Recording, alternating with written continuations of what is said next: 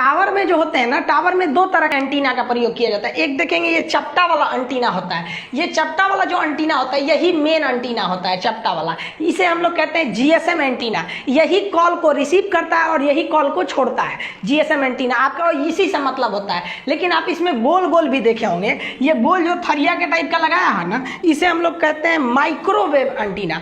ये क्या काम करता है, ये एक टावर से दूसरे टावर में बात करता है। जैसे मान लिया कि हमने किसी को फोन किया, यहाँ से पटना में फोन किया। जैसे हम किसी को पटना से फोन किए, मेरा मोबाइल ये एंटीना हमारे नियरेस्ट टावर को भेजेगा और टावर का जीएसएम एंटीना उसको लेगा और अपने जमीन के नीचे भेज देगा ऑप्टिकल फाइबर के थ्रू मोबाइल स्विचिंग सेंटर पे। अब मोबाइल स्विचिंग सेंटर को पता है कि इसको पटना में कॉल किए हुए हैं हम, मुसल्लापुर हाट में, पटना में, तो ये मोबाइल स्विचिंग सेंटर पटना के स्विचिंग सेंटर को भेज देगा और जो आदमी था उसके मोबाइल को भेज देगा कि भैया ये टावर वाला खोजो तो ये किसको खान सर फोन किए, वो आदमी कहाँ है। तो ये कहेगा ये टावर वागिले ससुरा, आदमिया तो मुसल्लेपुर हाट में रहता था, पटना में रहता था, अभी वो पता नहीं कहाँ गया है, हाजीपुर चल गया है।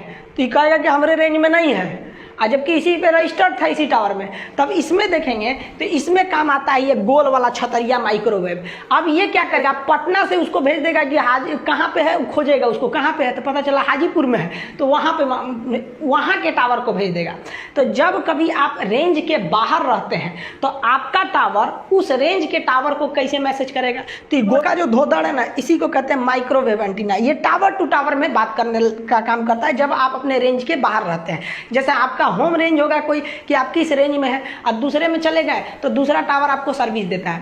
पहले क्या था, देखिए अभी इसमें लगता होगा कि एक ही कंपनी का टावर, कंपनी कोई एक कंपनी टावर लगा दी, बाकी सब भी उसी से आके जुड़ जाते हैं कि भाई हमसे भी शेयर ले लो, क्योंकि भाई ऊंचाई पे ही तो रखना है इन सबको। तो ये दोनों में आप अंतर समझ में आ गया। ये जो होता है ना, ये दूसरे एरिया में आपके कॉल, अगर आप दूर चले गए हैं तो ये दूसरे एरिया के टावर को भेजता है एक शहर से दूसरे शहर के लिए। अब इस टावर को देखेंगे तो ये टावर जो होता है, जैसे आप यहाँ किए तो यहाँ आपका आवाज आता है, ये जो आता है आपका जीएसएम एंटीना पे आता है और उसके नीचे जो होता है जीएसएम एंटीना से इतना बड़े बड़े तार गए रहते हैं। आप देखे होंगे इस तरह तार गए रहते हैं अंडरग्राउंड। ये तार जो होते हैं ना, ऑप्टिकल फाइबर के तार रहते हैं, सब अंडरग्राउंड आके आपके मोबाइल स्विचिंग सेंटर पे जुड़े रहते हैं सब। तो आप केवल यहाँ से यहाँ के बीच में वायरलेस है, इसके बाद कहीं वायरलेस नहीं है।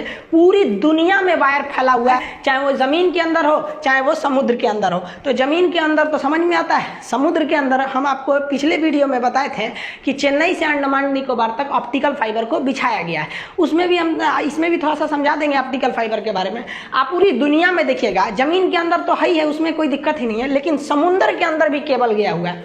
अब मान लीजिए यहाँ से अमेरिका से, ये वाला कनाडा से किसी को यूरोप में फोन करना है, तो ये मोबाइल से फोन करेगा टावर को, टावर देगा स्विचिंग सेंटर को और स्विचिंग सेंटर कहेगा जो तो लंदन में भेजना है, बीच में समुद्र है, तो ये ऑप्टिकल फाइबर के थ्रू भेज देगा समुद्र के नीचे नीचे। ऐसे डायरेक्ट वायरलेस तो बातें नहीं हो पाता है, बहुत मुश्किल हो जाएगा, फिर सैटेलाइट फोन का यूज करना पड़ेगा, आगे समझा देंगे। तो पूरी दुनिया में जितना ज्यादा ट्रैफिक रहेगा उतना आपको केबल बिछाना पड़ेगा। केबल बिछाना जरूरी है, पूरी दुनिया में बहुत सारे केबल हैं। आप देखेंगे पूरी, ये तो जमीन वाला केबल तो दिखाने की जरूरत नहीं है, तो जमीन के नीचे नीचे आराम से बिछा सकते हैं। लेकिन पूरी दुनिया में देखेंगे तो इस समुद्र के बीच में बहुत सारे केबल बिछाए गए हैं।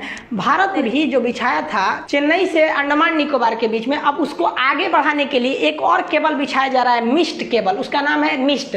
ये कहाँ से चालू हो जाएगा, तो देखिए ये इंडिया से जाएगा, ये इंडिया से म्यांमार को ले लेगा, इंडिया म्यांमार और मलेशिया सिंगापुर को ले लेगा। तो देखिए एम से बेसिकली मलेशिया और म्यांमार आ जाएंगे, आई से इंडिया, एस से सिंगापुर, आगे जाके थाईलैंड भी से जुड़ेगा। तो ये मिस्ट केबल है। हम लोग को हर हाल में सिंगापुर तक पहुंचना है। सिंगापुर एक बहुत बड़ा जंक्शन एरिया है।